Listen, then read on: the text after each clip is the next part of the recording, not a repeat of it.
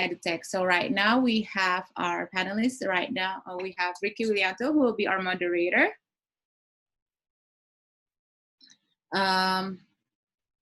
Ricky Willianto is from Ravenry. Ravenry is an on-demand research platform. It's an on-demand desk research platform where they generate actionable insight for your businesses within 48 hours by combining human technology and data.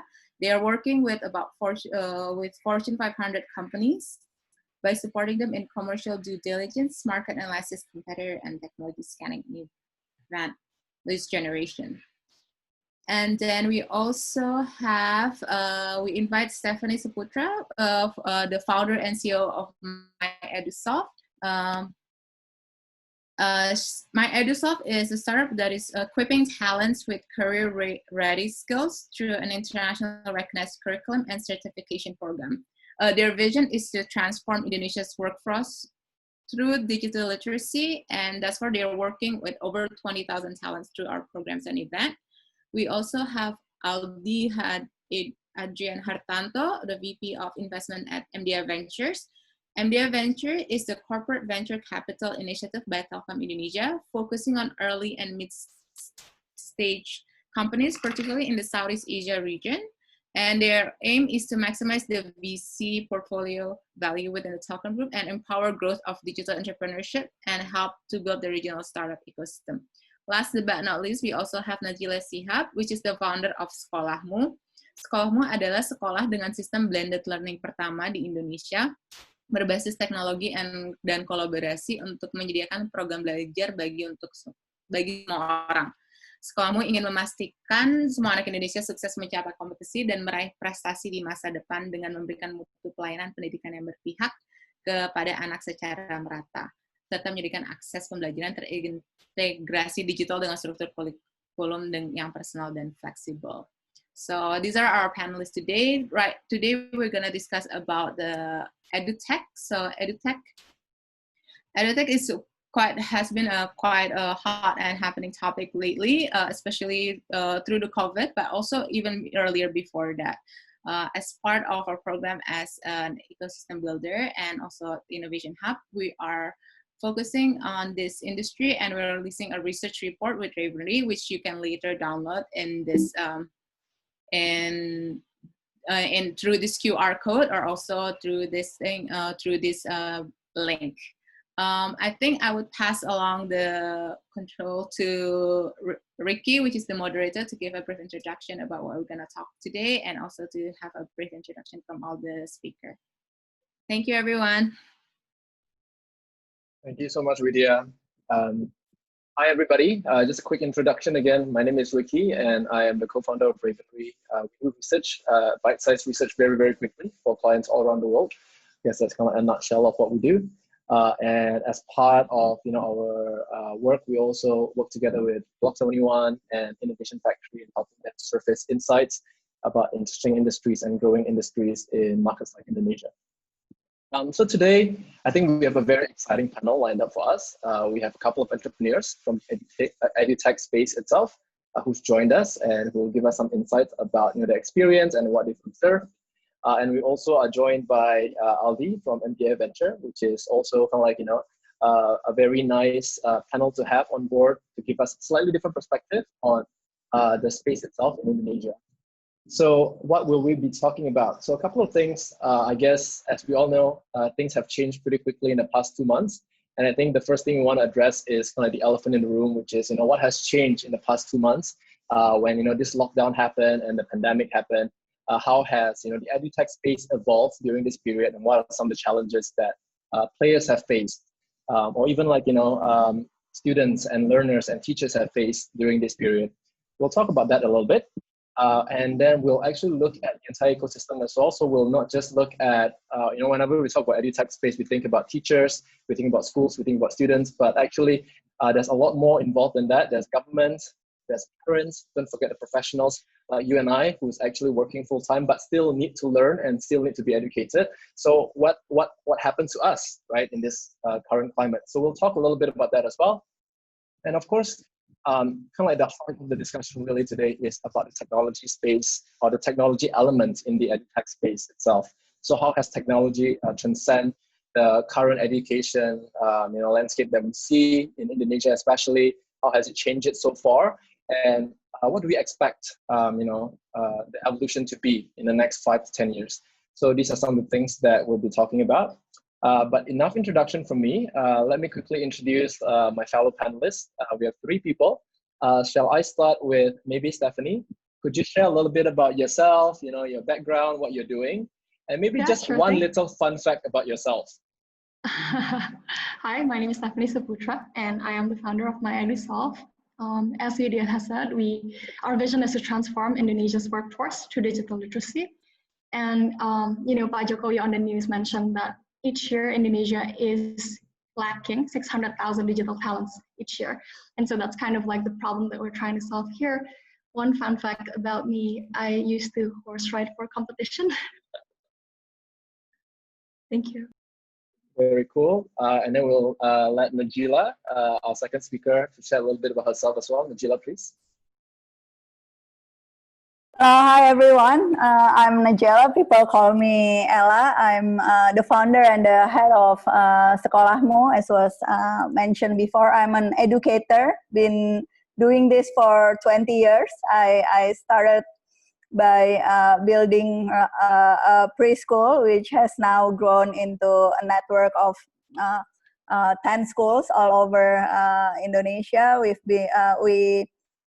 I'm doing a lot of teacher development program through Teacher College, Campus Guru Cikal, and now that we have the experience in the field of education, we've built the network of teachers and students and schools all over Indonesia. Sekolahmu complete the journey by adding the technology part, the learning technology part into the equation. Fun fact, I love walking. So, if I have an opportunity to walk all over the city from one meeting to another, that's my way of relaxing and enjoying the trees, the different part of the cities that you don't get to enjoy if you're using other kind of transportation, not your legs. So, this COVID situation has been has bring a lot of consequences to that one particular hobby. Yeah, I guess we'll talk a little bit about how we are dealing with the current situation as well. Yeah, that's definitely not fun to be able, not being able to just get out of your own house. Yeah. Finally, we also have Aldi. Aldi, would you mind sharing a little bit about yourself and also one little fun fact?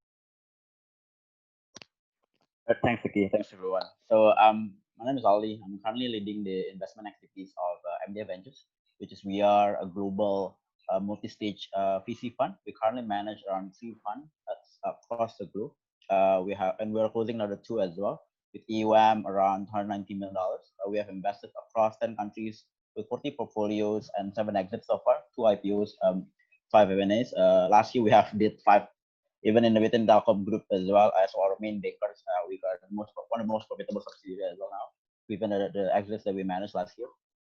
And the way we strategize is one thing where we differentiate ourselves. We primarily are very thesis driven. So that's why we are investing in all over the place. We invest in seed, Series A, Series B, Series C, Series D, pre-IPO, pre-M&A. We invest in Indonesia, Southeast Asia. We have in the US, India, China, Japan, Korea, and the multiple countries. We're currently closing another one in Europe as well.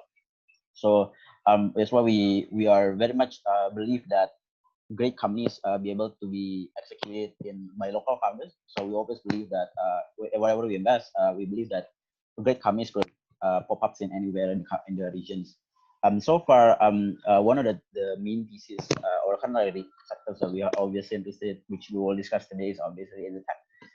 We've been interested in the space for a while. I think since even myself, personally, since I joined the industry, because education is obviously one of the key sectors that unfortunately we haven't seen much innovation yet, which is one of the main denominators where we saw was within the whole necessity that we have as human beings, top 2 of necessities or expenditures that never go down, because as innovations, the one that always be the indicators is either there's an increment of productivity or improvement of efficiency, right? Which is one of this is the price.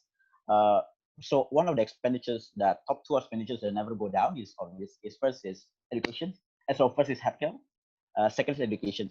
That's why we also start to see as well from the historical standpoint where the main innovation within education is only been happen in the around 1700s. By the time is the time where we have industrial revolutions, where a lot of manufacturers are trying to do assembly line of manufacturers, right? And then back at the time, the best innovations of education is just moving from all the things that we have in our heads to the books, and we have written books, right? But when we learn the back at the time is 1700s, they realized, hey, we have assembly lines of manufacturers. Why don't we have assembly lines of education? Right? That's why they come up with what we call T12. There's elementary school, junior high school, senior high school. Finally, we have a significant efficiency of education. But the problem was it's very good for efficiency, but bad for efficacy, right? I think all the partners also realized that, hey, what's the point of having math in fourth grade and math in senior high school, right? Why can't I learn calculus since my elementary schools? Why some people could go PhD since like they're 17, right? So this efficiency is good, but bad for efficacy, right? And that's why, especially in Indonesia, we saw that there's so much opportunity given and it became urgency as well because the number of teachers are very limited, while number of students, given the growing population, are increasing significantly. So that's why we also have challenges in infrastructures, where that's why technology or digital become the get-go to really allow us to democratize these access to great content of educations, which allow productivity of the teacher itself be able to not only just improve by quality, but also from productivity as well. So they will be able to teach more students than before. That's why we're very excited with the current sectors, although there's obviously a challenge where there's opportunities, right? Obviously, this is one of the sectors that's very much complex in terms of stakeholder management between the government, the one who govern the whole thing. If Indo, for example, right? Elementary school have different governance and compliance. Senior high school and university have different compliance in Indo. While the stakeholder for the customers is different as well. The one who uses is the students, but the one who pays is actually the parents, right? So these complex stakeholder management create our unique challenges.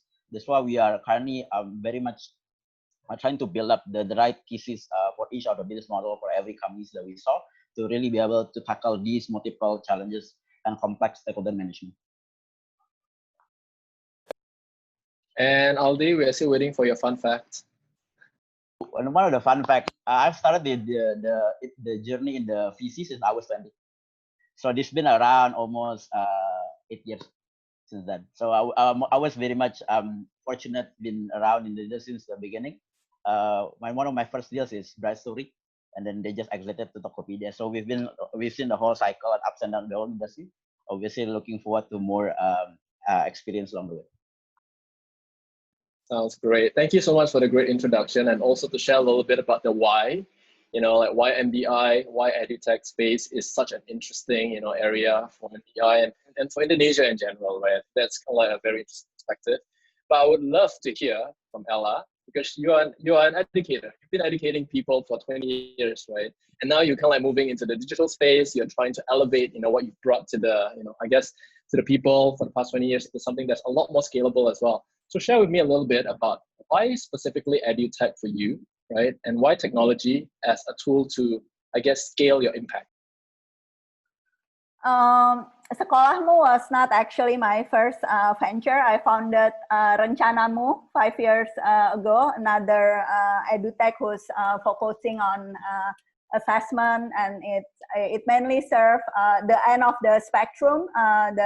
We're helping students to choose the right path in university, in their career, and we're building the assessment through life continuum. But like I said, it mainly serves students who's at the end of high school years until their university and early career progression. So having seen how technology can give such a tremendous impact to a particular group of students, and having been able to implement the tech and digital integration into the context of my own network of schooling Cikal that I built. One thing that I really believe is that by using technology, we can help solve the biggest problem in Indonesian education ecosystem, which is inequality.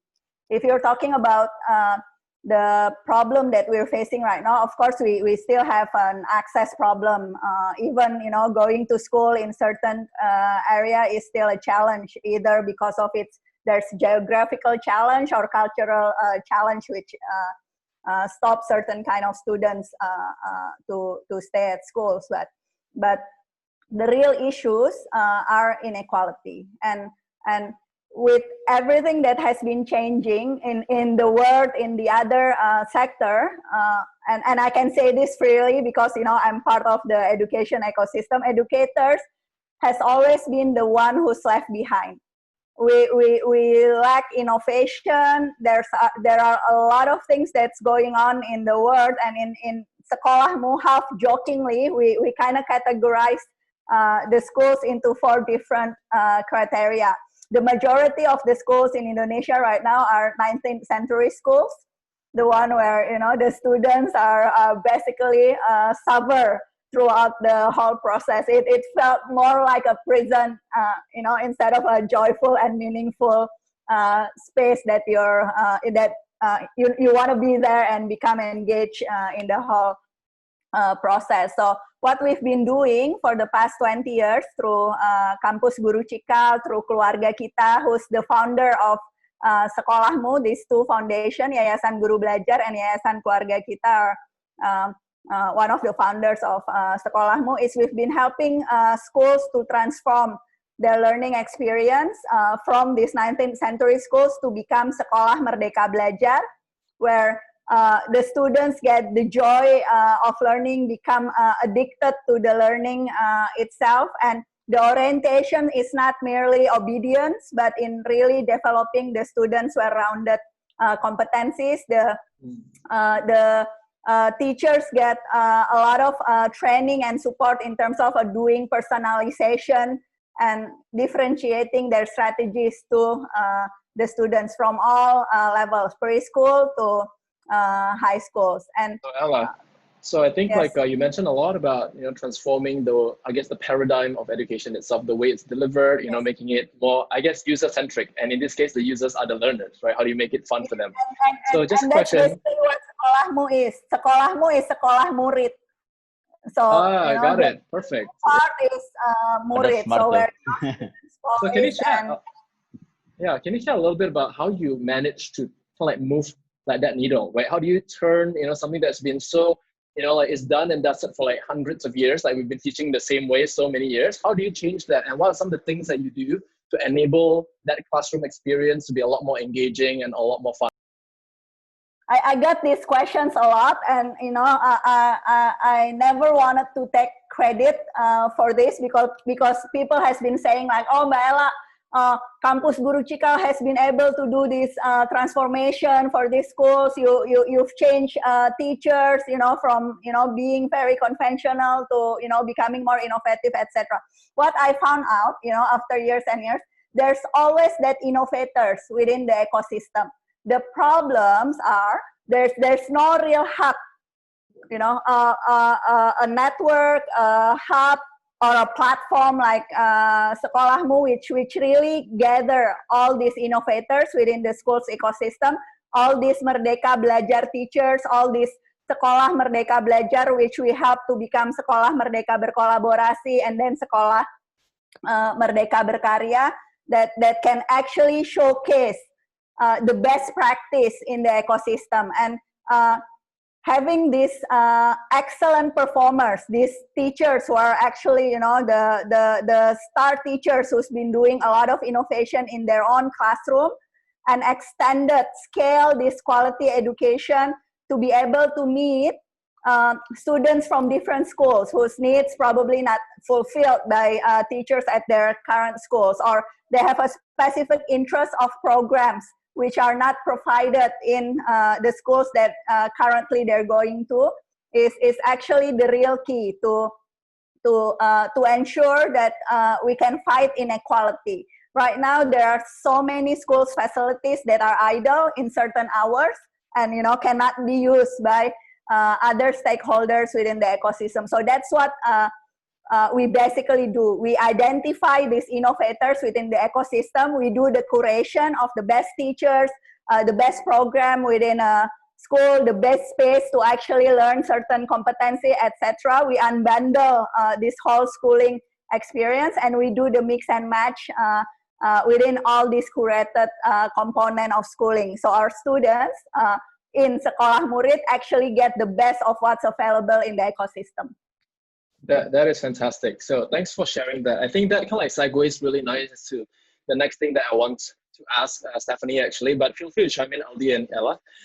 So Stephanie, I think from your perspective, for your angle with My EduSolve is that you're trying to think about what are some of the skills, the digital skills that's going to be more and more important for the future of workforce in Indonesia.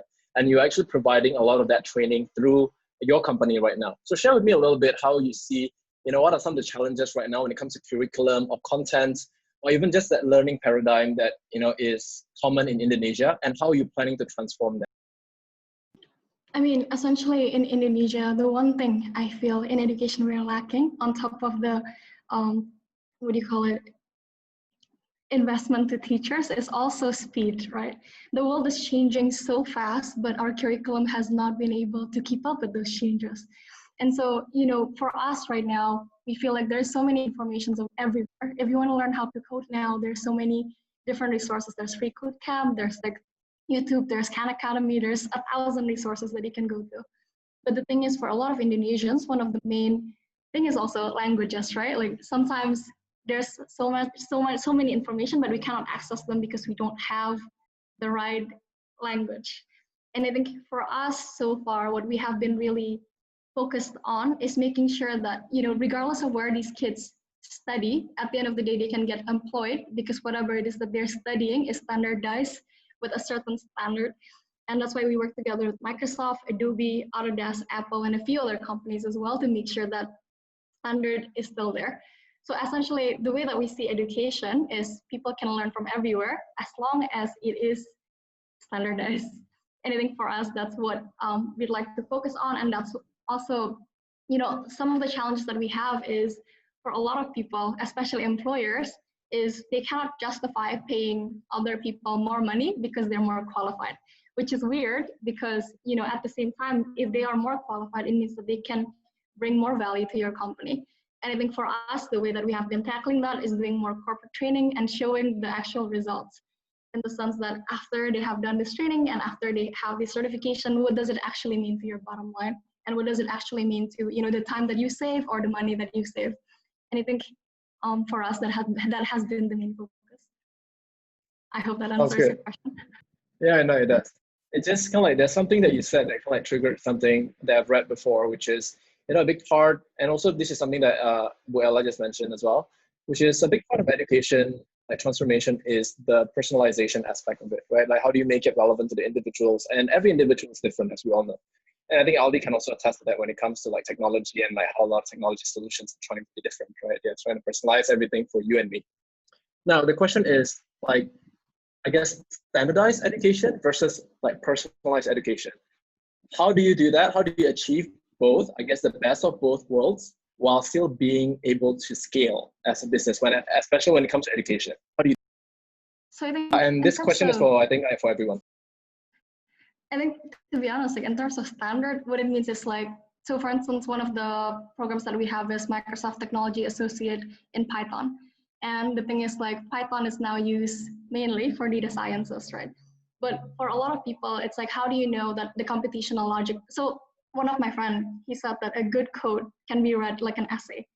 And in a way, it's like there's a clear computational logic and structure to it that makes it passable from one person to another person. I think when I was mentioning standard, that was kind of like what that is. And in terms of customizable experiences, obviously, as you said, like a lot of people have different kind of experiences and interests. And I think how EdTech can supplement that is, for instance, if you are really interested in design, you can start out with Canva now, and then you can then start out with Photoshop, and then migrate to like After Effects and all of the other things as well.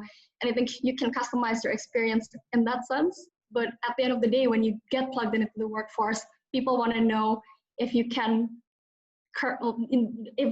also work in a setting where you're working with a lot of people and collaborating with more than one person.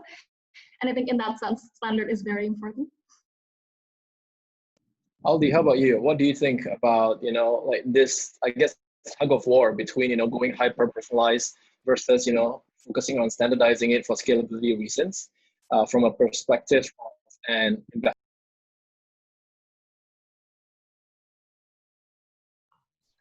All right, I think from our standpoint, right, I think it depends on I think it always comes to the points that you want to tackle. I think in Indonesia, especially since we are very much a fragmented market, and we have a lot of disparity within one region to another region.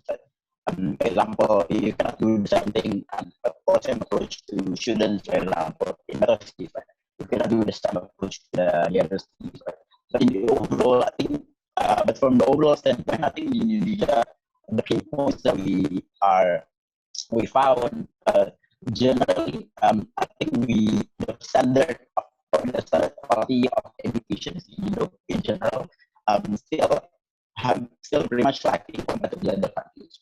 One of the things that we saw is standardizations within the teachers and also the whole overall education system is obviously still lacking. And that we saw some of the facts. For example, we saw that the institutions. Sorry, Aldi, you're cutting out in and out a little bit. Right. Do you mind repeating that last bit? Sure. So we saw that I think in general the core problem at this point is primarily on the standardizations, because I think the quality of education in Indonesia in general, I'm not saying everybody, but in general is still very much lacking compared to the others. Primarily, there's a lot of multiple indicators. For example, we saw that more than 50% of teachers in Indo from international standard qualifications is for the name of the institutions, but very much not meet standards. But there's also another 50% that have it. So in general, we still have 50% of teachers that technically still need to be improved to reach the quality that we expect for other markets. So you mentioned something about like education and the quality of teachers against the national standard, right? So I think again, I will kind of bounce it back to Buella about this, because I think you've been an educator, so you know the process, you know what's the expected quality, I guess, in the market. So how do you innovate on that when it comes from like the government body, when the standardization process or when the process of ensuring quality comes from a body, the government body that you may or may not have? I'm doing an advocacy and education policy research as well. So I think there's a momentum in terms of policy and standardization if you're talking about where we are right now, and I'm very excited about the new policy that has been coming, and the upcoming ones that I think is still under preparation right now.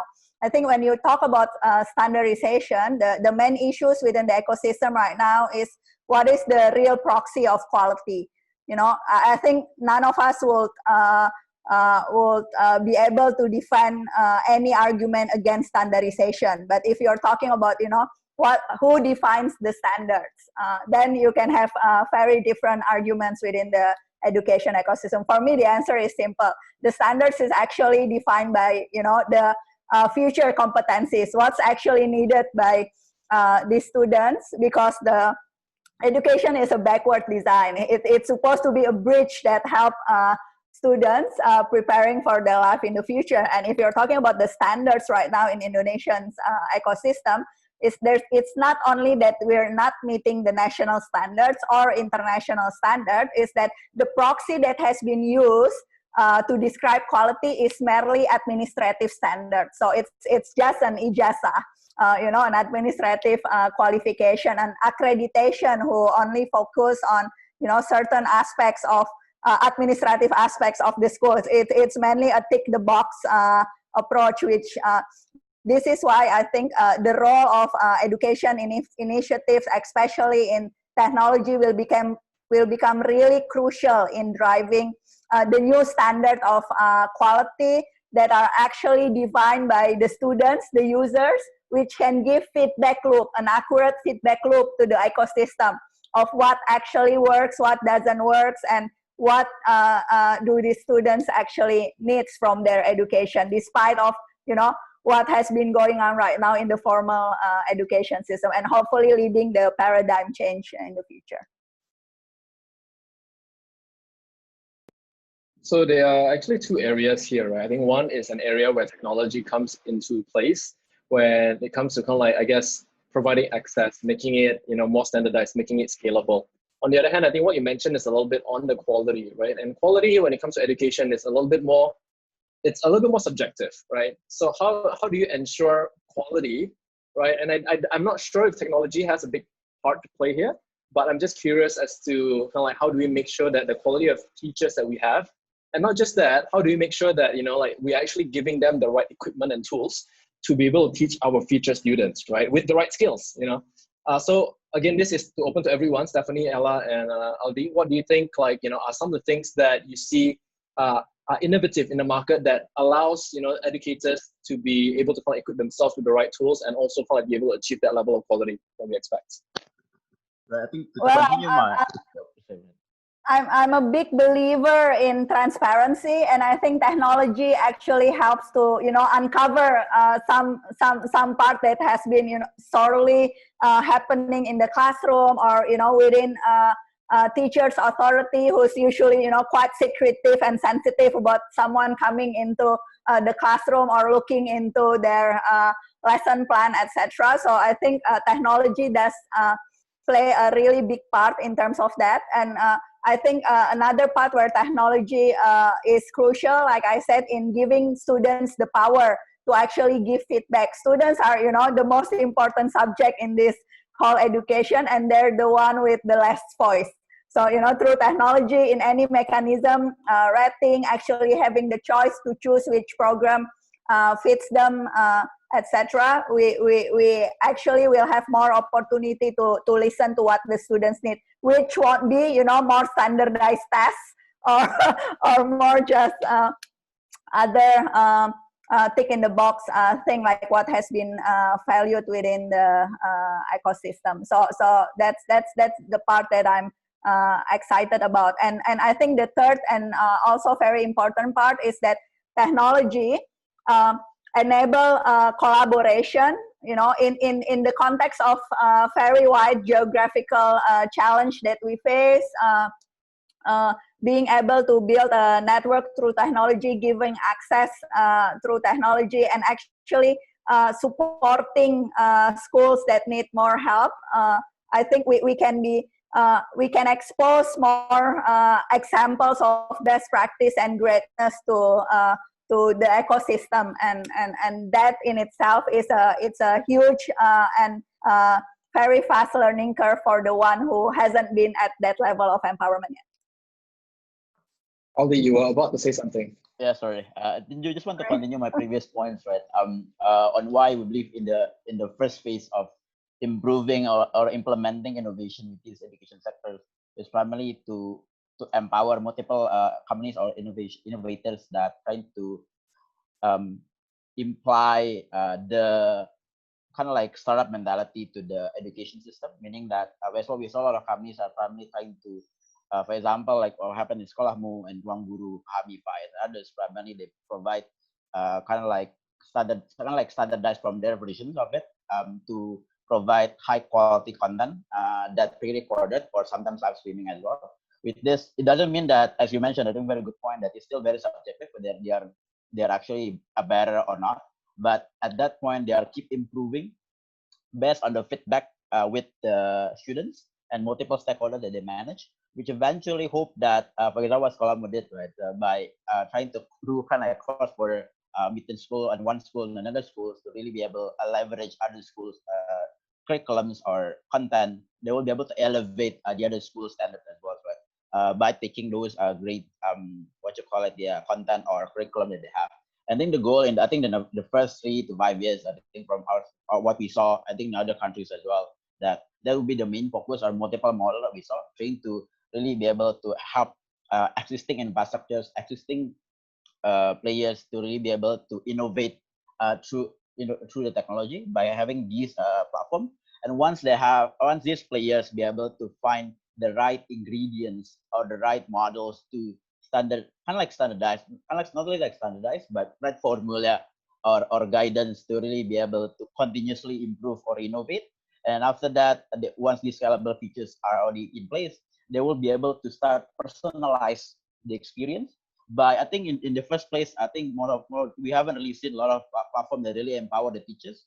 But I think along the way, one, they already had the right formula, the right best practice to innovate, continuously improve and innovate through the platform like Ruang Guru, Sekolahmu, Pahamify, Pintarya, the others. And then eventually, I think what I personally envisions that we will have players that empower teachers to create high quality education content as if you are posting a TikTok or posting an Instagram, right? They already have the right tools, that they have experience. It's a social media for teachers in the future. I think what we are envisioning at that, because we will be able to really democratize and decentralize the whole experience, which really empower teachers to really create their content what they want. Because, for example, teachers in Kalimantan, right, they know exactly what Kalimantan students want, but they don't have the right tools to empower that. I think through this collective experience of these multiple companies that are currently trying to crack the model or the ingredients to do the best practice for the education system of Indonesia, and then they will be able to give the power to the teachers to really be able much more personalize the experience. What we saw in other markets like India and countries like US, for example, there's a company called Class Plus. What they do, they empower a rockstar teacher to create their own app. So there these companies be able to, each teacher, for example, say for example, like Stephanie, for example, become a teacher, and then Stephanie have their own app powered by Class Plus, and they already have all the tools for Stephanie to teach, for example, specific subjects, right? They have like teachers that kind of like math, what you call this? They call it rockstar math, or they're rockstar in teaching math, right? Or for example, biology scientists, those kind of guys, right? So I think in the long run, that's what we are envision. I think once we have the right tools and the right ingredients to continuously innovate the system, education system in Indo, and then I think we will start seeing a lot of companies that trying to optimize and personalize those experience even within district, cities, or even certain areas or places in Indo to really be able to democratize the whole education experience. I think from me and my side, what really is interesting with the current EdTech model is that people have different paces, right? So let's say one student in a classroom, they didn't have a choice to skip through something or repeat something because it's all the same pace. But right now with EdTech, you can customize it according to your current skill level, your current understanding. And it's, you know, especially with AI right now, you can actually learn how the student studies. And it's for instance, if it turns out that, oh, the student, they don't really work well when they're reading a lot of text, but maybe they learn better when they're watching something. So that can also be customizable, and that could be interesting. At the same time, I think how EdTech will revolutionize the experience of teachers is the feedback mechanism that Maela mentioned. Before in a class, you cannot really tell whether what you're doing is right or not. You're just expected to continue, and you cannot iterate, and you cannot make sure that the things that you're teaching continues to improve and continues to be more relevant to the students. But with the feedback mechanism that we have now, and looking at, you know, the engagement of the students, looking at how they are actually tackling the problems, you can really see whether or not the materials is relevant or not. And I think for a lot of teachers, that would be very valuable feedback that will help them see what would be the next things that they could teach for these students. Thank you for the insights. I'm actually quite interested in this concept of democratization of education, and even not just education from the student's perspective, but also from the teacher's perspective, right? One thing that I find interesting was Buela's comment on providing or making it more transparent, like your whole education, I guess, value chain. Even like, the classroom experience, how do we make it more transparent to people for scrutiny and for improvement purposes?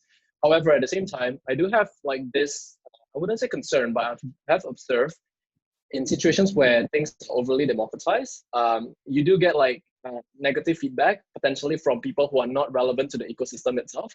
So I'm sure you have seen a lot of this happening in the US or even in other markets where it's like it's so transparent. People can just go rock up to the teacher and say like, I don't like what you did to my students there. I don't like what you teach in that class. I don't know what you say about like, this particular part of the class.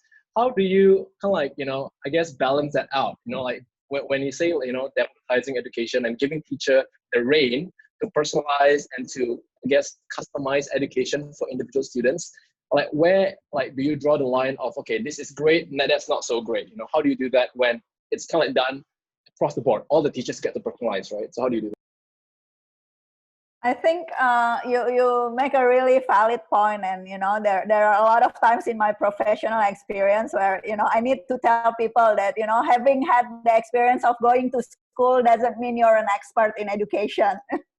so it's I think it comes back to valuing expertise and realizing that teaching is a very complex and challenging profession, and that part, I think that realization and that acknowledgement is something that's now particularly missing in our ecosystem, which, it's not the teacher's fault or it's not, the other stakeholder fault. It's just the reality of Indonesian education ecosystem right now. Teacher are not, the first profession that you're looking for if you decided to go to university. It's not a profession that are, very selective in trying to find the best applicants, the first class graduates. So if we can change that part, if we can ensure that then becoming teacher will become something that's really cool, highly valued in the society, etc., then the acknowledgement of the expertise and the challenge that the complexity of the job that you need to do will attract more and more of the right people to go into the profession. Now it's becoming really difficult, and I think the whole approach that has been used to with a very good intention of supporting teachers are basically the one that over-regulate, don't really empower the teachers to innovate. So instead of becoming a creative teachers, then we have all these compliance teachers who also define quality with the wrong proxy. So hopefully technology can also, like I said, showcase varied and contextualized examples of what greatness are, and it will unleash many potential from the teacher themselves and build the realization of what kind of support that are actually needed for these teachers. I love it. Your comment on like how do we fix education is we should educate everyone, including the parents, that educators are to be respected. I agree though. I think a lot of people like take it very lightly that what teachers do. They don't know like the complexity that go behind it. Thank you so much for sharing that. So the next bit that I want to ask is around the content and the future skills that we need to give to our fellow Indonesians right now, right? So we've read all the research. UN have mentioned the 4 key skills. McKinsey, all the big firms have come up with, what's the framework of future of work, right? And we know that it's going to be like problem solving, digital literacy, collaboration capability, leadership capability, self-awareness. Now, my question is this. What is the most important thing now for Indonesians? I mean, like we have 4.5 million kids every year that stop going to school, right? Like, are these, like, how do we solve this when the future of, workforce seems to be so far away? It's all this digital capability, self-awareness, right? How do we start in Indonesia to achieve that future?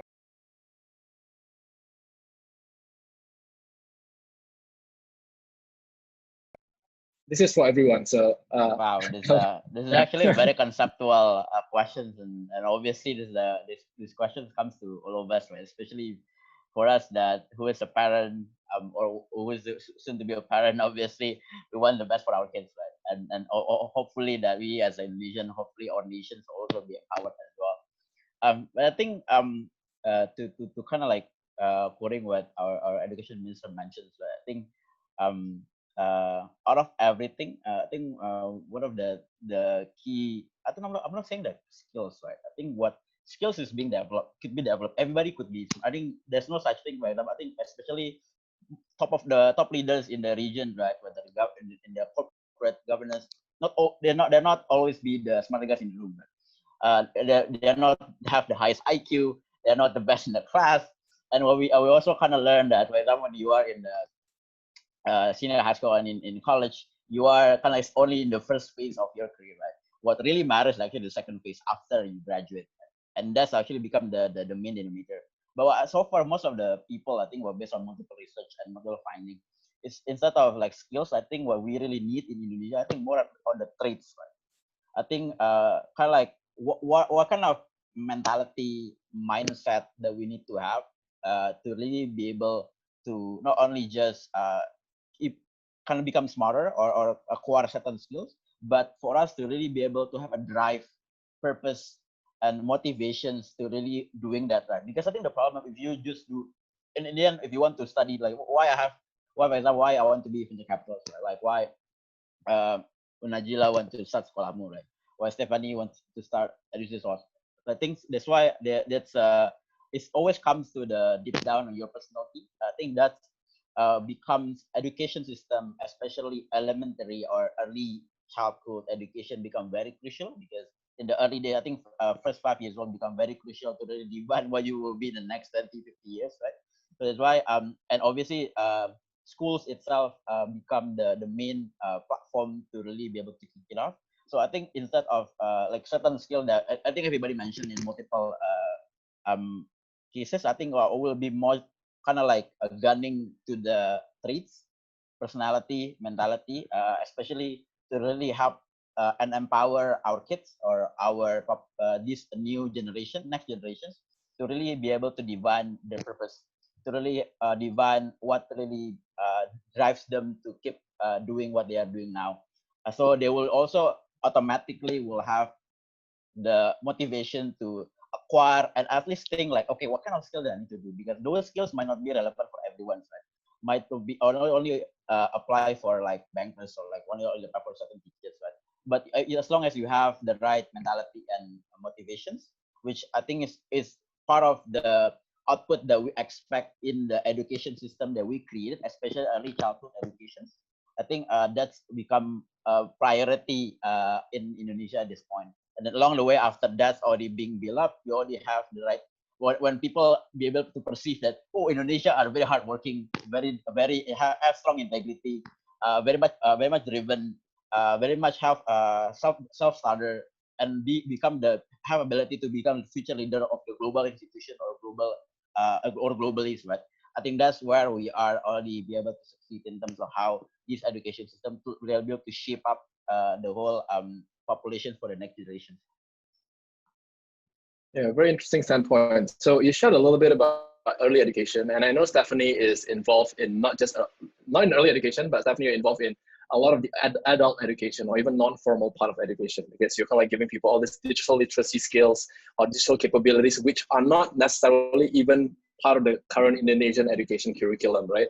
So talk to me a little bit about like how, like, do people like us, you know, like we are kind of like adults now, but we still have to reskill ourselves, right? Like, how do you see, you know, people like in Indonesia need to kind of like equip themselves with new skills to remain vigilant about the changes and be relevant in.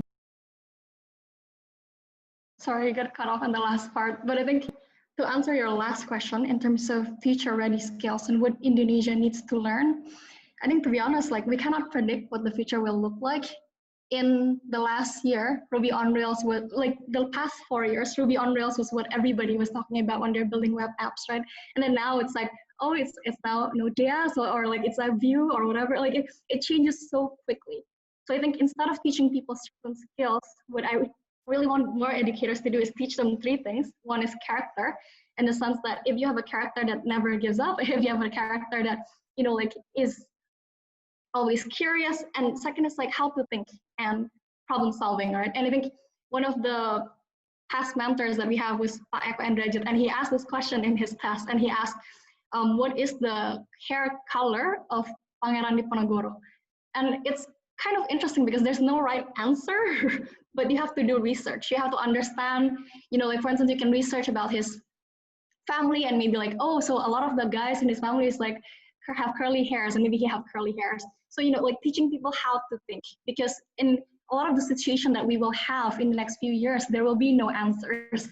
There will be a lot of questions, and there will be a lot of, you know, like things that we have never had to deal with before. And I think, you know, teaching people how to think, teaching people to have a good character, and, you know, grit, perseverance, and resilience is important. And also, last but not least, like allowing them to adapt to things, because, like, you know, what works now may not work in the next year. That's how fast this world is changing, and that's how fast things are happening. And I think to answer your other question in terms of adults, like what can we do now? I think it's the same thing. Is it too late for us? Is it too late for all of us? Of course not. Like it's never too late for anybody. And you know, like there's this one study that studies the brains of the cab drivers in London. And you know, before people were like, people's brain cannot expand. Like you have a set amount of brain cells, and you know, like you're either very smart or you're not. And when they study the brains of people who become cab drivers in London, it turns out that the part of their brain that is related to memory is much bigger, and they can memorize so much, and their memory is so much better than the rest of the population, which brings another question, right? Is all of the cab drivers in London, they have to be good with memory? Well, of course not. But because of, you know, the current situation that they have, which is in order for you to be a cab driver in London, you have to pass a test, and you have to pass different kind of like situations. For instance, like if this road is blocked, where do you go?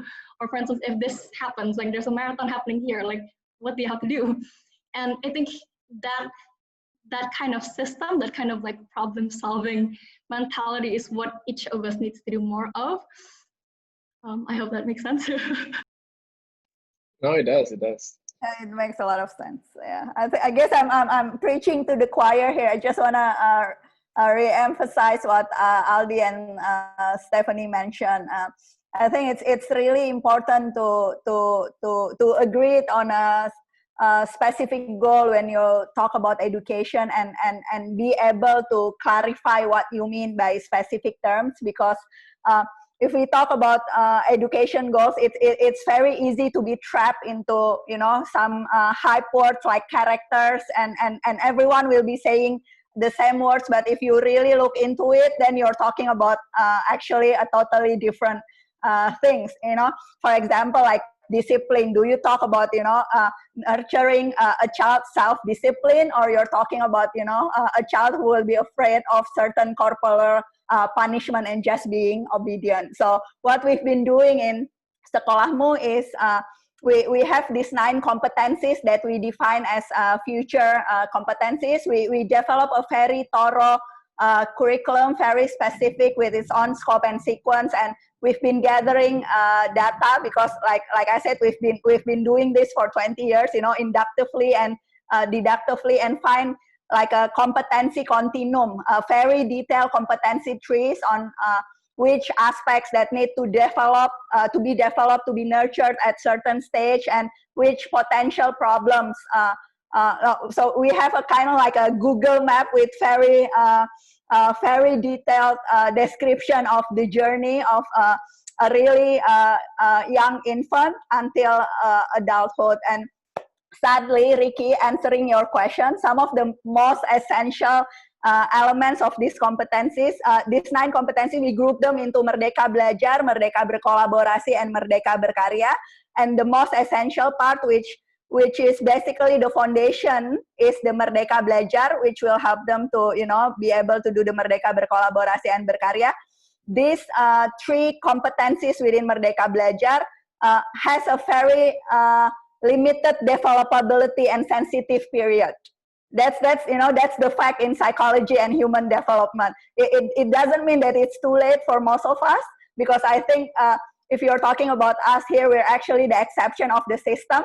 We do have it within us, but you know, not as a result of schoolings, but probably, you know, a great environment, a very supportive parents, etc., who actually nurture that kemerdekaan belajar within us. And there's 3 competencies within that kemerdekaan belajar. The first one is being committed. to the goal of learning, and it's always mastery instead of just ego orientation or avoiding the task, but be able to really find the joy of learning when you can conquer certain challenge. The second part is self-reliant, which I think is very, very important foundation for any kind of learning or any changes that's going to happen in the world later on, whether you're changing to certain profession or trying to adjust and being agile in different environment. And the third one is being reflective. This reflective skills is really essential in any profession and in any discipline. Even if you're talking about math, a very traditional subject. It's not only about doing a numerical calculation, certain complicated operation. Is that being able to reflect on, the procedure, on your mistakes, being able to understand why do you use a certain formula. It's all fall under these reflective competencies. Yeah, I think I hope that explains a bit. No, that does explain. I think that makes a lot of sense. I think there's definitely certain things that is easier to, I guess, develop later in life, and there are certain things that's probably a lot easier to develop when you're younger, and might be not late, but might be a bit difficult when you're a bit older. So I can see that, and I think what you said reminds me of this book I read by Angela Duckworth, which is about grit. So when you say self-reliance and commitment to goal, it's all about like that ability to persevere through, like, I guess, the painful part of learning to achieve that goal, right? So I think that's very resonant to me. Okay, so we've talked a lot about education, but we haven't talked about technology that much. Okay, so now I want to talk about technology. So we kind of see in the kind of like global landscape of edutech solutions out there, a lot of the biggest players right now, they are actually MOOC players, right? So they are online content players, basically. They put up courses online, they put up videos online, and people consume it. I know the two of you, Stephanie and Ella, you guys have a very different approach to education. I think, Ella, you have a blended learning approach, and Stephanie, you're doing a lot of hands-on classroom approach. And also, Aldi, would love to hear what you think as well, from your portfolio company. I know you have Bahaso as well in the current MDI Ventures portfolio. We'd love to hear what you think about, how you think this will change, right? Technology now is all about delivering, right? Will that change in the future, especially in the education space? Will it kind of like evolve into something else rather than just to deliver content?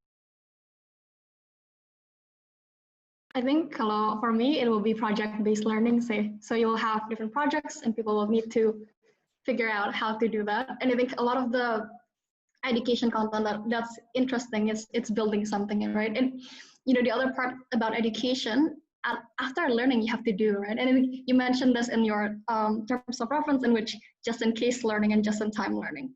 And I think just-in-case learning, at least for me personally, it's like I learned so many things, but I forgot about all of them if I don't try it. I think that's why just-in-time learning will be very interesting in that sense, because like now you can see, okay, so I have a public speaking engagement at this date, so that now I can learn more about public speaking, so that but when that time arrives, I'll be prepared and I can try out and I can see what works for me and what doesn't. Because the other thing about learning is that everything works differently for different people. Say if you are a leader in a company and then you're trying to emulate Steve Jobs, you might not be a very good leader.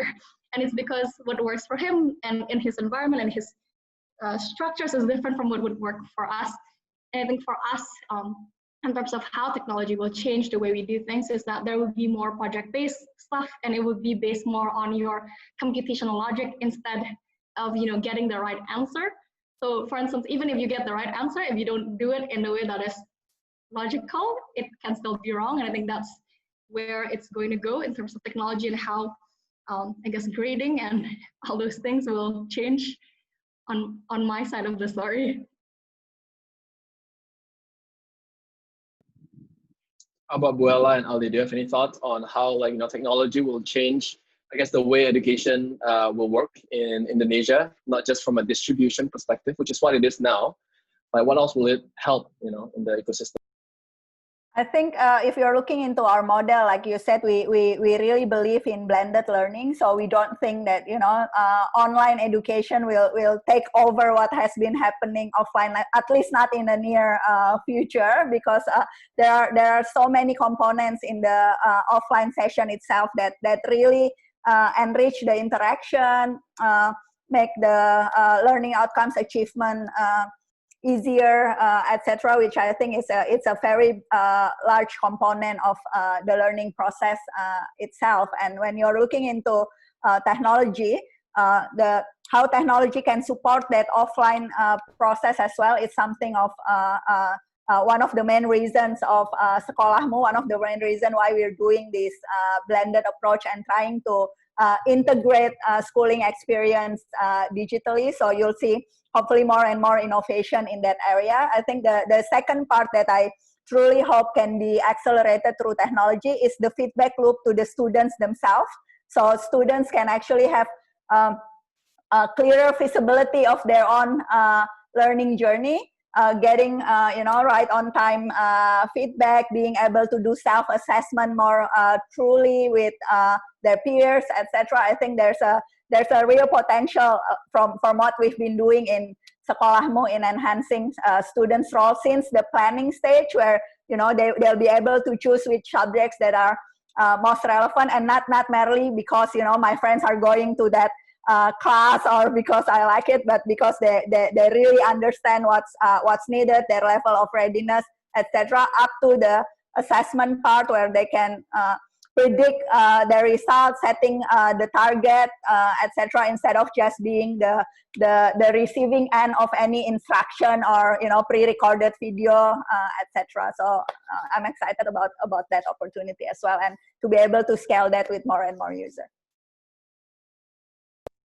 How about Aldi? Yeah, you want to say a few words about this? I think to add as well, I think to kind of like giving a bit of a perspective, like why most of the companies doing what they are doing now is primarily because we found that education in general is, especially high quality education business, is only perceived as a luxury product, which from my standpoint doesn't make any sense at all, because the idea of going to Harvard to spend more 100K, almost 100K to go to Harvard, and then they pay the teachers on average, on average less than 50,000, which is making the gross margin almost 90%. Right? So this is like this is the volume of mass product with very much high margin business, while the number of kind of like seats that being increased is single digit. Right? Doesn't make any sense at all. So that's why I think that's why in the early days of the innovation on education, that's why most people are doing it, because mainly focus on distributions, mainly focus on deliverables, on how really be able to democratize the access, right, and make it affordable for everyone, not become a luxury product like we have today, right? But in the futures, I think as being mentioned that first, one of the first key points is we still believe that teachers play a huge role in this, and that's why I think the futures product that technology need to develop is how to really empower the role of teachers, right? How they could be more productive while maintaining the quality of education, right? While we could replicate high quality teachers to one area to another area, right? How we could elevate all teachers to really meet continuously growing to meet certain standards that we expect, right? And then the third part, especially for Indonesia, I think we did so what we do in our when we do investment, so we create so-called like playbook. And this is one of very fun experience that we do as an investment manager. So we create kind of playbook per sector, and we do multiple kind of like interview session with multiple stakeholders within the certain business, right? And in educations, obviously one of the key stakeholders is students, and we ask like one key questions like, what kind of education experience do you expect? Is it digital, which is pure online? Or is it offline? Meaning we meet the teachers, or you go to the online to offline, right? Meaning that there's some portion online and some portion offline, right? So surprisingly, based on that research, right, 70 to 80% prefer online to offline, meaning that they have they still have offline experience, and only 20% of those only prefer online, because they only believe that online is only a supplement for what they have at this point. To really be able to have doesn't have to go to certain places. I could learn anytime, anywhere. Even for example, sometimes I'm in the mood at 10 p.m. I need the mood to study. You know why? Some people doing it. They still be able to access that, but they still want to have the experience of meeting the teachers, getting motivated by the teachers. The teachers really be able to address even personal questions. That's why it comes to I think the long run. That's why I think what we have discussed. improving the quality is the first phase, and I think the next second phase will be personalization, which is the evangelist of those is the teachers, and how to empower it is using technology. You know, I love all this kind of like, you know, I call it front end like solutions, because these are the things that the end users see, which is kind of like the mock itself, the content, the teachers. But we all know as educators that around all of this very nice front end, there's a very big part of the administrative process that's required to enable all these people to do their job perfectly, right? Or even for the students to be able to kind of come to school and kind of attend an online class, etc. What do you think are some of the adjacent technology that's required to empower and, you know, enable a lot of this innovation, right? So we talk, I think like we talk a little bit about like LMS. We talk a little bit, very little bit about, you know, how we can empower teachers, right? And I think we haven't even touched anything about education financing using technology, right? So we'd love to hear very quickly, I think we're running out of time, what are some of the adjacent technology that you think is key in helping enable a lot of these changes in the landscape itself? I think to add as well, we believe again that our thesis in the long run really to empower teachers, which is I think as you mentioned, those meticulous or details are still being empowered. Right? So for example, like one of the companies that we are currently finalizing is helping the teachers as simple as creating the task, right? Because we found when we do interview with certain teachers, when they want to do a task, especially they want to do multiple type of for example category or like type of test A, B, C, D, E version, right? And they need to going up all night to create all the questions or the tests, right? So with these tools, they are really empowered that hey, they just have to input the main task, and then the machine learning will automatically create multiple version of tests. They could do it 5 version, 10 version, even 100 versions, right? They could do it, and it really helps them to increase productivity, and they will be able to rest at least. And be able to deliver more task prep, especially the one we have for those senior high school students try out. Not only just do it in usually monthly basis, now even weekly, even by even at every 2 days activity, they could create try out through the simple adjacent kind of like tools, right? I think in general, primarily focusing on specific productivity for existing stakeholders will be the main what you call like the tools that I think we really needed in the first place. I think along the way what we could do, we go more complex in how we could really be able to empower the others as well.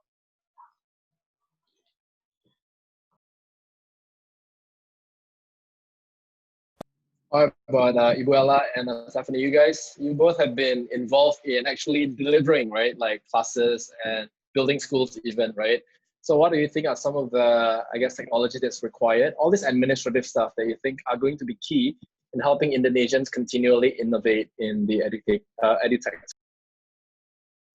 Well, if you're talking about administrative burden, then the first changes that need to happen is in the side of regulation, actually, and it's having a technology that support the role of government, a more transparent and faster way to do the monitoring and evaluation of the school operation is really something that needs to happen as fast as possible in the ecosystem. In terms of what the public sector can do in the private companies, etc., I think I believe in the power of resource sharing. So if you're talking about all those things that teachers need to do, all those lessons plan that need to be prepared, all this content that you need to create, etc. In Sekolahmu, our DNA is since the very beginning is collaboration and having people working together to provide that and use it not only for their own classroom or their own students, but for the benefit of everyone who actually need that service. Some would be free, some would be come with price, etc. It will be one small change that will really elevate the whole ecosystem. Kalau for me, especially after we have done so with the program that I think Mbak Ale juga a part of, which is the Kartu Prakerja. Kita ada a lot of learners from many different places, like ada dari Palu, ada dari Kalimantan, ada dari Aceh, and like for a lot of them, the one thing that is non-tech that is really necessary is the infrastructure. Karena sampai sekarang kita infrastrukturnya masih belum bisa support. Like there's like for a lot of people there's not enough infrastructure, meaning like fiber optics, internet to help them to access all of the different information that's already readily available. And I think that should be the first thing. And also the second thing is money, right? Because misalnya if you're a family of 4 and you don't have a lot of money, the first thing you will cut would be education, will be schools, right? So I think for me, like it will be one. That is so sad, but that is so true. Yeah, and like, you know, there was this one documentary that I watched when I was in college that really made an impact, which was $1 a day. You know, before we had this perspective that, you know, people are poor because they don't save money, and people are poor because they don't plan for the future. And then these 2 kids from Claremont McKenna decided that, hey, you know what, like I wanna, like it all just sounds like statistics to me. There's like 2 billion people who are living under $1 a day. What does that really mean? And you know, these kids ended up going to a place in South America and decided that there's a hat, the number is from 0 to 10, and that's how much, and they pick it at random, and that's how much money they will earn that day. Which for a lot of people, that's how they earn money. They don't know how much money they will bring in that day. It depends.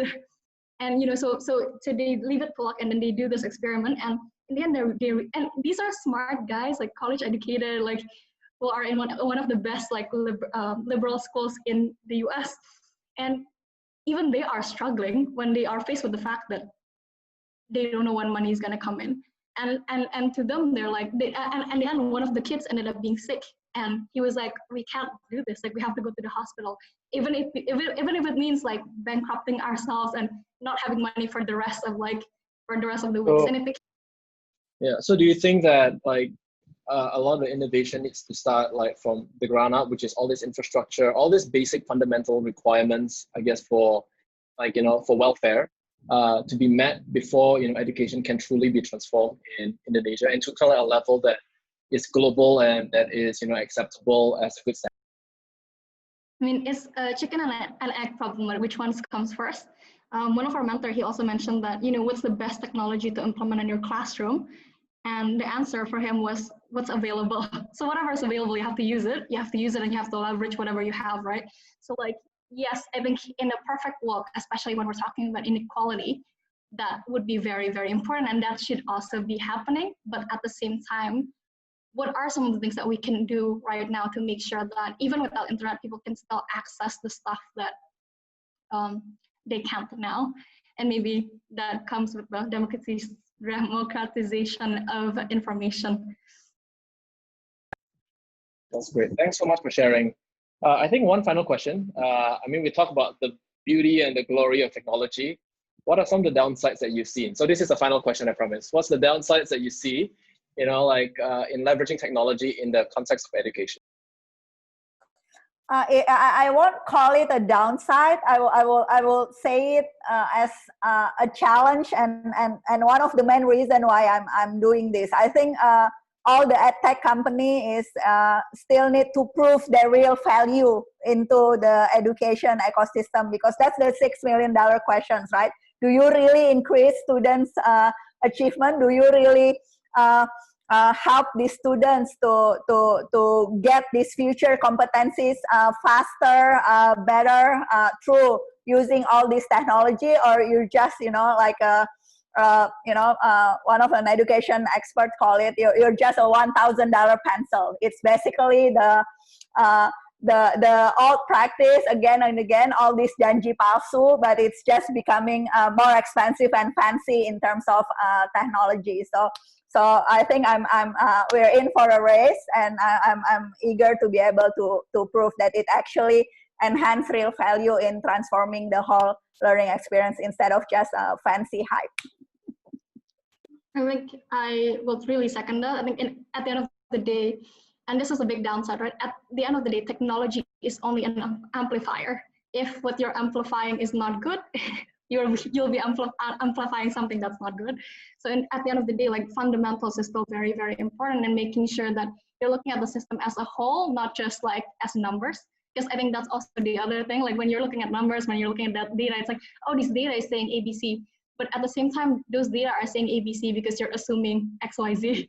And so I think checking yourself and making sure that, you know, empathy is still there, making sure that you're still talking to your stakeholders.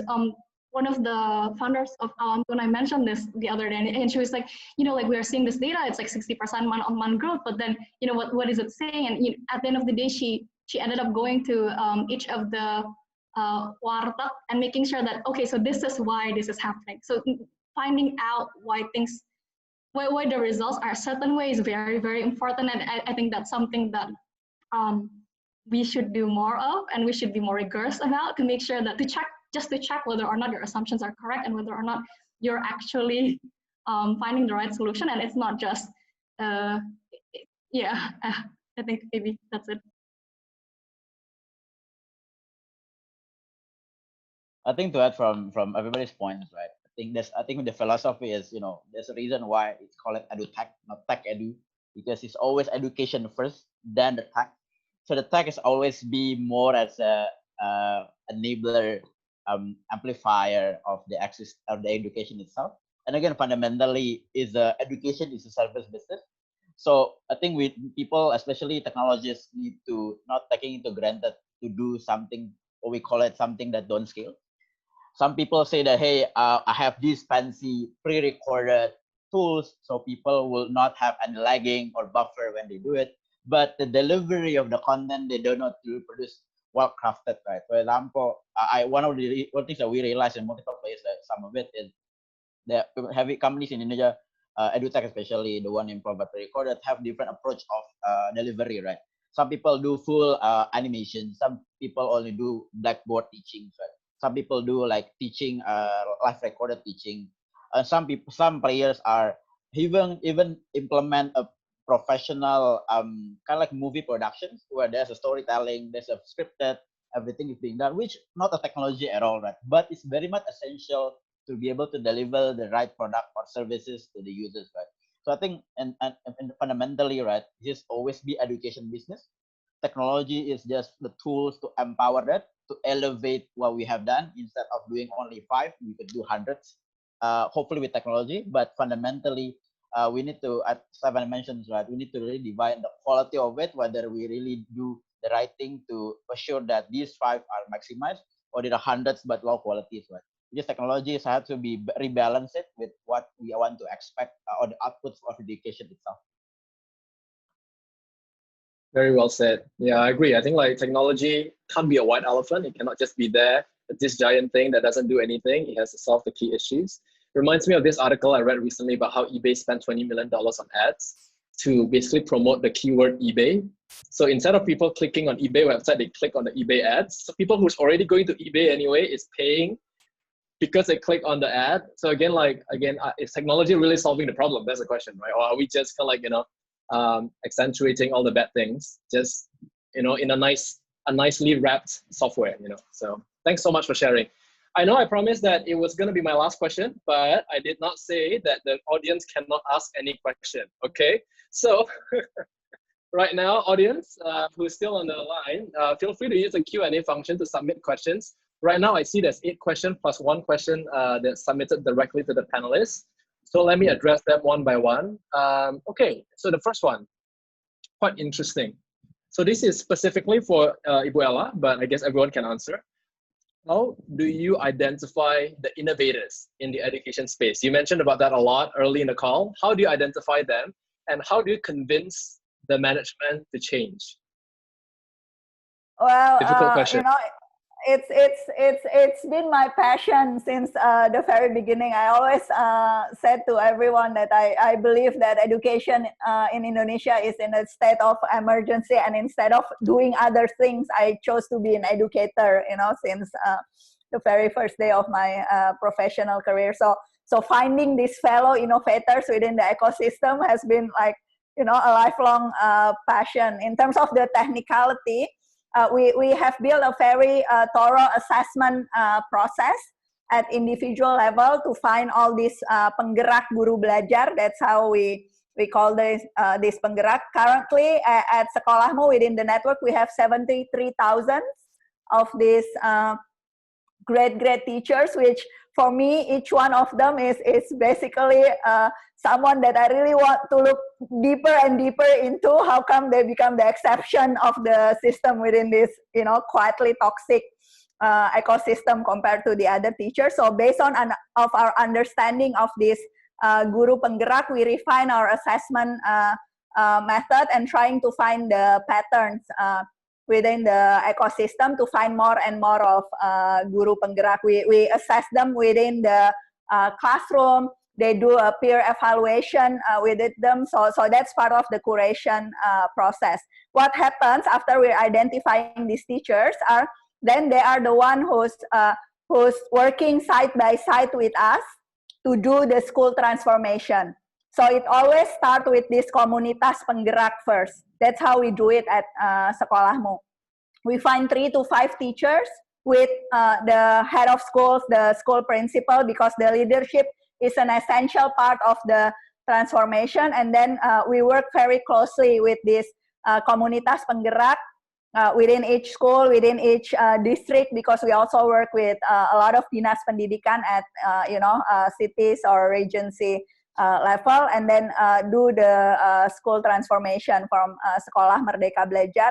The process can take as short as 3 months to as long as 3 to even 5 years in some very difficult cases. But having the network actually helps a lot in the process, because then you'll see an examples of schools that has been able to transform in a really quick and fast-paced process, and you'll learn from some of the less ready schools, etc. But just to share the optimism, I think there are still hundreds of thousands of teachers out there who hasn't yet been discovered, and tens of thousands schools. Right now in Sekolahmu, we have 1,200 schools within the networks, and I think even this 1,200 still comes at a different level. If you look closely into our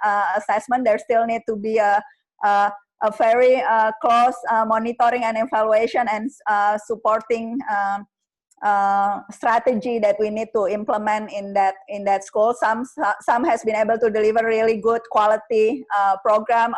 There are around, I think, 262 schools right now within our platform who has already delivering more than 1,000 programs, but the other 1,000 are still in the pipeline in trying to do the integration successfully, but they've been able to do all the learning process really well offline. It's just they need more time to actually be able to scale their service. So, if there's one thing, I think patience is the key, realizing that this is actually a marathon. You don't expect things to happen overnight, and be there with them throughout the journey. Change does take time. Yeah, agree. Thank you so much for that. I think the next question, give me a sec, let me just scroll it up. Okay, so online education. Of course, it's a big topic. Do you think Indonesians are ready for online education? And share why and why not? Yes. So there's this quote, and it says, the best time to plant a tree is 20 years ago, and the second best time is today. And I think it's the same with technology. I think, the best time that we could have revolutionized the education industry would have been 20 years ago, because we wouldn't be where we are today right now. But, if we don't start, then we don't know, and there's no way that we can know what are the obstacles that comes with it. So I think for now, try first and then iterate, and then, we'll figure out what's the right formula, especially for Indonesia. The more we try, and I think, yeah, we are ready, and we should be ready. We shouldn't wait for anything anymore. We have been waiting for a long time.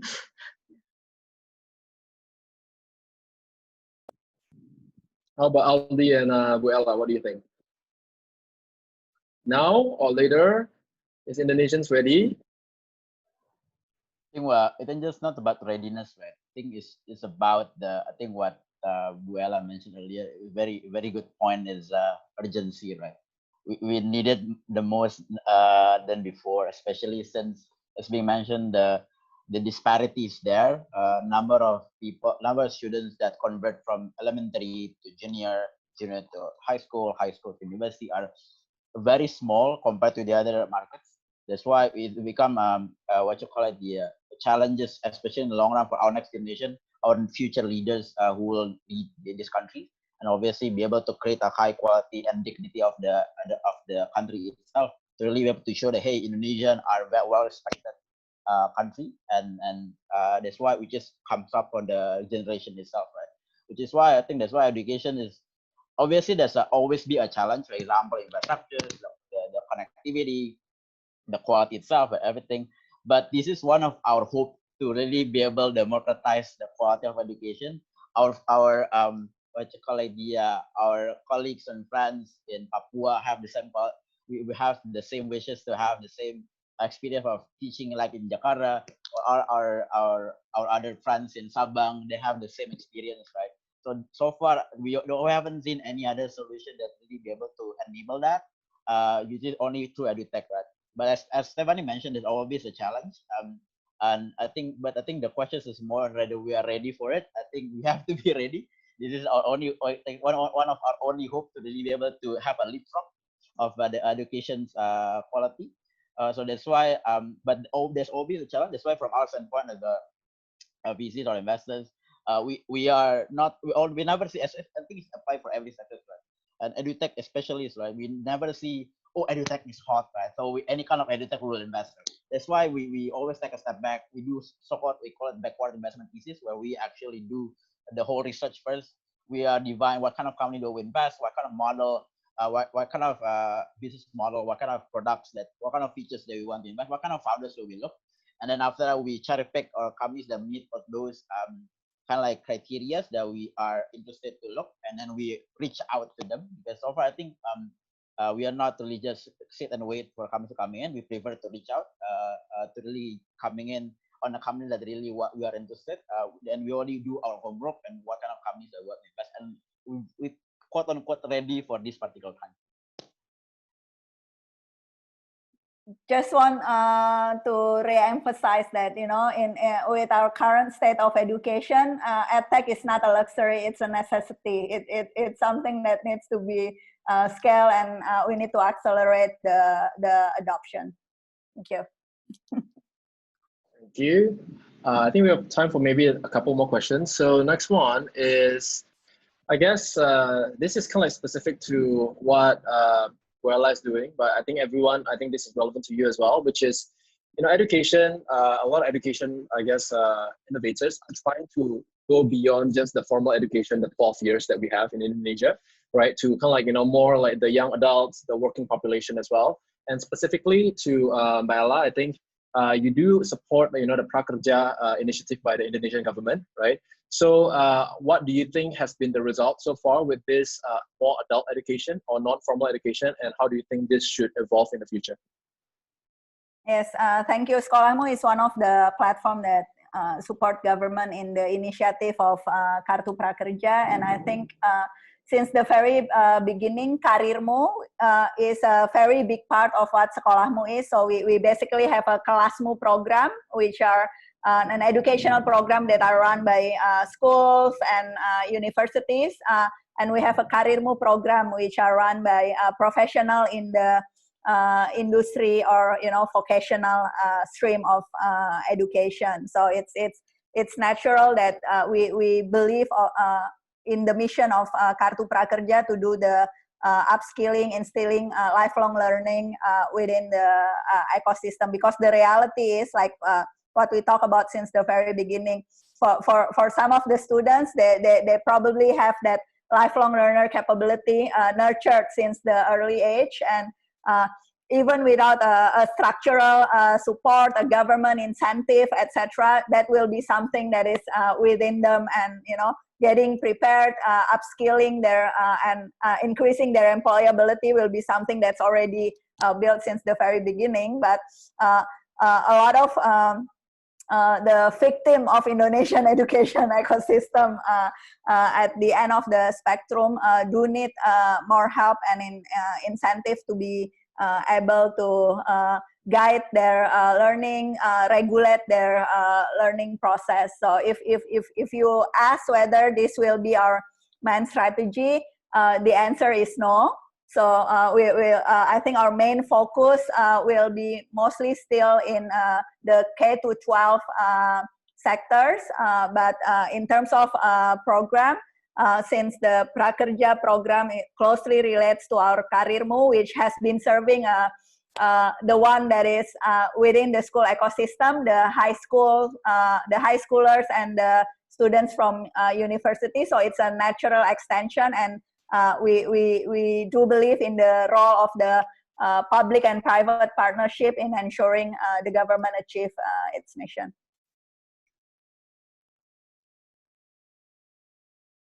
And Stephanie, I know that MyEduSolve also supports Kartu Prakerja, right? So how do you see the uptake has been? Together, Stephanie, right? Yes. Sorry, what's the question? The question is, how has the uptake been? Has people been responding well and been taking advantage of this support by the government? Honestly, it has exceeded all of my expectations. All of the people really wants to learn. And at the same time, they are also very engaged with the learning. One of the classes that we have is teaching Excel for small businesses. And a lot of them did not have small businesses, but they want to have a small business and wants to know how to manage it. So I think, like a lot of the adults that we have here in Indonesia, they all want to learn. And I think that's a very, very, very good indicator that we are on the right path or going to be on the right path in the next few years. What are the profiles of these people, if I may ask? Do you have like any, I guess, specific persona that you see are more responding better to this initiative than others?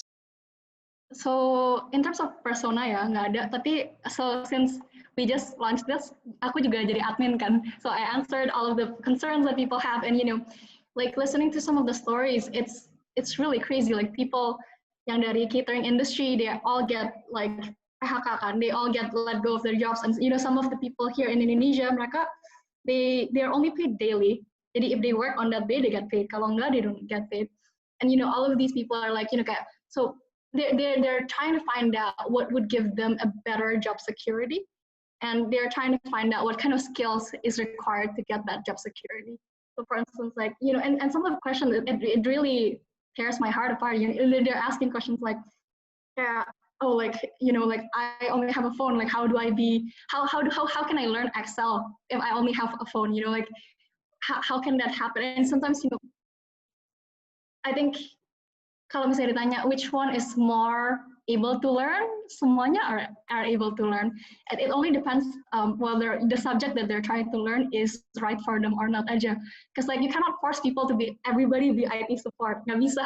Nanti semuanya stress. Tapi kalau misalnya like they pick the subject that is right for them, they all will be very excited.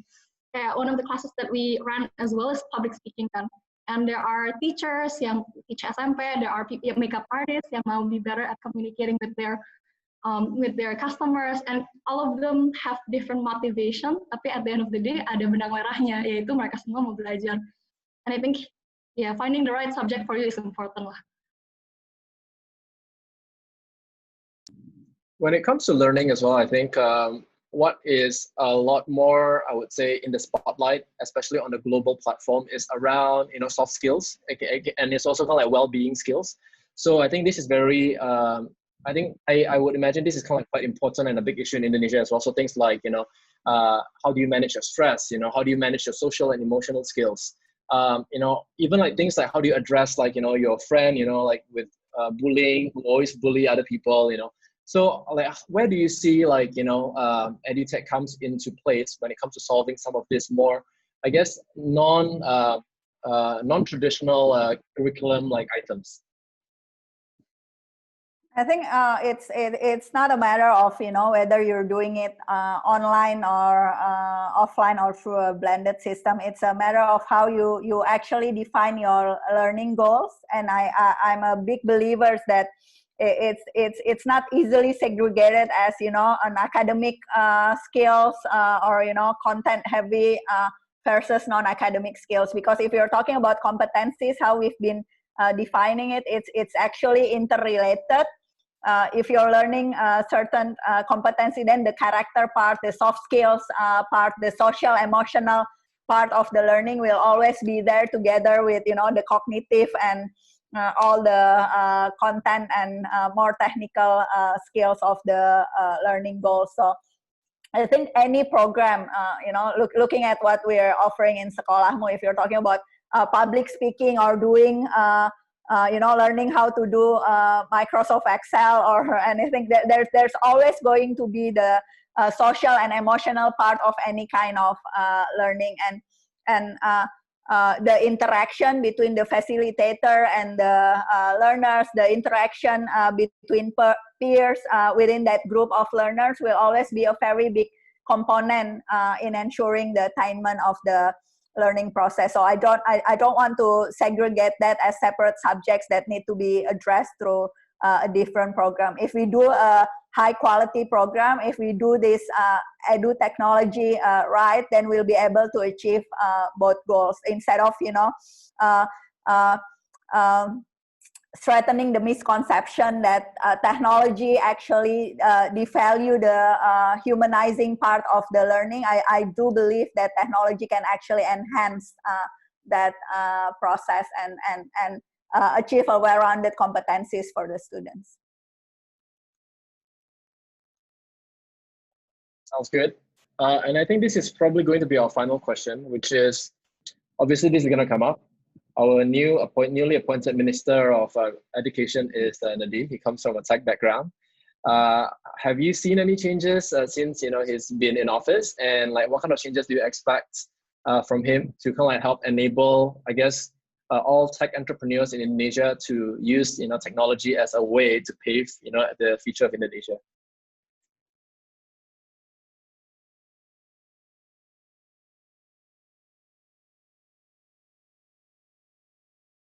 From my side, we started to see that. I think Kartu Prakerja is obviously one of the, although it's overall governments, right, but obviously the one who also amplify that is the Minister of Education as well, and some people, right?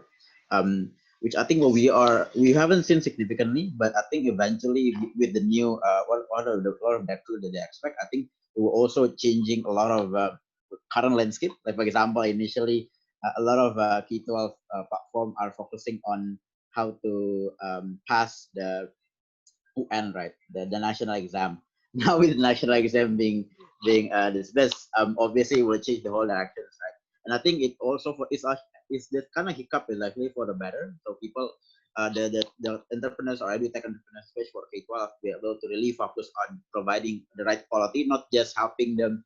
Because, you know, this is just continuing what most of our after class tutoring center being perceived is to give me a cheat sheet on how to be able to pass the exam. But now with this, they really be able to just focus on, hey, how can I really implement a very good quality of products? Which so far I think these current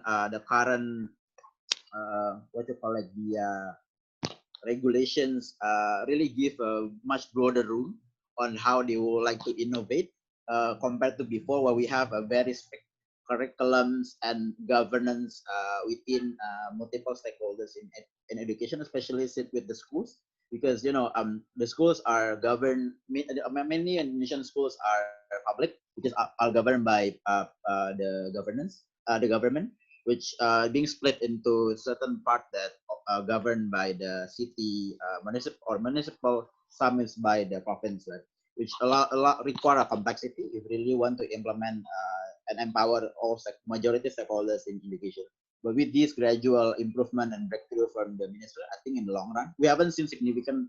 I think we have started to see it, but I think the one that really implement on the administration's level, we haven't really seen that will really changing the whole landscape. But I think with the current progress that we have, we've seen a very good trajectory in the long run. So we still remain hopeful on what will be the impact from the action of the ministry. And I think that's one of the reasons why, as we saw, a lot of edutech companies start to have significant tractions, both on the revenue, products, and funding, especially. A lot of investors are seeing a lot of Indonesia have a spotlight on that. We have seen a lot of influx in terms of edutech investment, which I think it will one of the catalysts, obviously, because of the support or the it marks by the appointment of the new education minister that really people really expect that will impose a lot of innovation within the sector.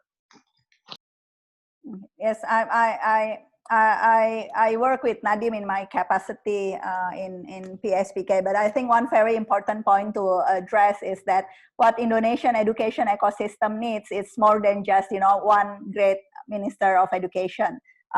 I truly believe that changes in education and this is looking into a lot of education reform that has been happening in other countries as well. That it needs really a bottom up approach. Government does have a very significant role as the main stakeholders, but their role will need to focus on empowering the whole ecosystem, different stakeholders to actually be more involved in pushing the innovation. The government role is to aggregate all these best practice, give them room to grow and ability to do as many innovation as possible within the ecosystem. And I'm sure Nadim will be able to be a great examples of how a government should be able to do that coming from his background. But we do need a very strong governor or bupati. We do need who cares about education. We need a great kepala dinas pendidikan. We need a great kepala sekolah and great teachers in each and every single one of our classroom to actually push for the changes that we're talking about here. I think like for me, I'm not in the K-12 and university sector, right? So technically it doesn't really impact me, but what I have really liked from how Nadim approached things is during Hari Pendidikan, he directly says we need to invest more in our teachers. So, first of all, he knows the problem and he has defined it very well, which is we need to invest more in our teachers and we need to make sure that they are empowered. And I think, him being able to say that and to resonate for so many other educators, I think that has already been a great step. And second of all, like the partnership with Netflix, right? It would have never happened in the previous administrator. So it's clear that he can bring change. And of course, change takes time, but all the things that is worthwhile will take time. But I mean, he was able to make Gojek into one of the biggest companies in Southeast Asia. And I think for someone who could do that, I'm just really excited to see what he will do with the education system here in Indonesia and what in turn we can do together as well as a collective. Very positive and a very hopeful ending to this discussion today. Thank you so much to all the panelists today. Just to quickly sum up, what we said, I think it seems that this is a resounding, agreement that everyone believes that we need to really empower teachers, like in this, reform of the Indonesian education system. But more importantly, everyone is actually involved. It's not the government, it's not just, parents, it's not just teachers or learners or schools, it's everybody in, the ecosystem itself. So thanks again for sharing all of this. I think I will pass it back to Widya to close the session off. Thank you so much, everyone. Yeah. Thank you. Thank you so much, everyone. Thank you so much. You guys. It was definitely a great learning experience for me, and I'm so for the audience. It ends in a high note, and I was very positive and very excited about what the next to come in the education system, and also what the Edutech is in Indonesia. Maybe I was just gonna take a picture first. So this part is always the ending, like the awkward ending in any webinar. We just like exchange picture. I think one of my team will take it, so I'll just pose for a couple of seconds. Yeah, one. And another one probably. Yeah. Thank you, everyone. And I think from our side, we're quite happy to host everyone here. And I hope that we can do this again. Maybe next time, I don't know, in the near future or in a safer future, we can do it in a real room with everybody here. But it's always been a cool thing now with education, with technology, that you can do this through webinar and we can reach a wider audience. So thank you, everyone, and I hope Widya, just a reminder, do you want to share the report again to the audience? Yeah. I did share that, but yeah, so one of the things that we do is that Innovation Factory and Raven are releasing a report on Edutech, specifically on the Edutech in Indonesia.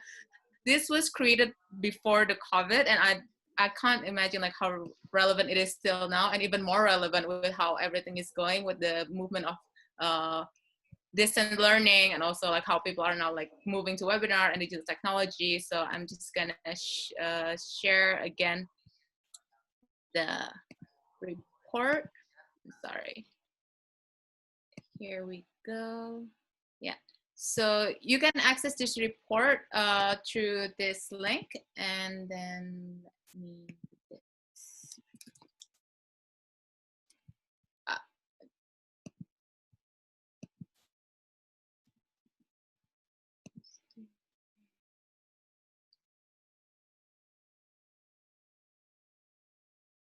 And thank you, Ricky, for moderating. Your questions are very insightful, and I'm so happy to be able to hear from Mbak Ella and Mas Aldi